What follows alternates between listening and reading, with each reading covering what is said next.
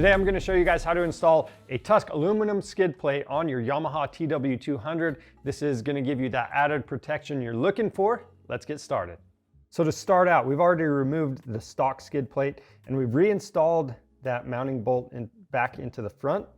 Now underneath there's a little wire bracket that we're not going to be using with this upgraded skid plate. So you've got two options. You can either use a soft face mallet and tap that out of the way, but I actually prefer to use a pry bar, and you're just going to bend that up and out of the way to gain clearance for the new skid plate.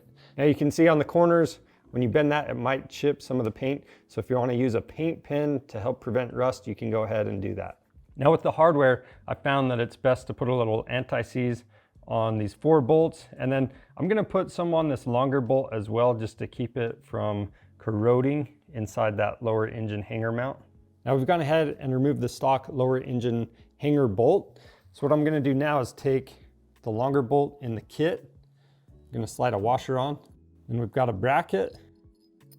I'm going to go ahead and slide this through from the left side of the bike. We've got one more bracket, another washer, and the nylock nut. I'm going to get this to where it's almost tight, but to the point where I can still move these brackets. I'm just going to use a 13mm socket and combo wrench. Now for the hooks in the back, I'm going to take one of the shorter bolts, go up through the skid plate, and I'm just going a couple threads in there so we have plenty of play. We'll do it on both sides. And we're going to hook these 2 rear brackets on. Now this middle one, I did have to take the bolt out to get that started. But from here, we're just going to rock this up and install the front 2 mounting bolts. And then from here, I need to line up my brackets and line the skid plate up from left to right, front to back. So I'm just going to move each bracket and get things somewhat snugged up to where the skid plate is where it needs to be and the brackets are in the correct place. Then you're going to have to back off the hardware and tighten that lower engine hanger bolt. Once that's tight, you can go ahead and retighten all of the remaining hardware.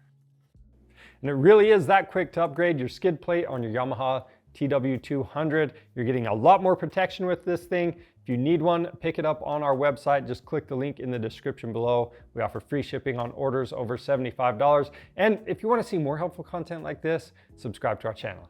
I'm Charles with Rocky Mountain ATVMC. Thanks for watching.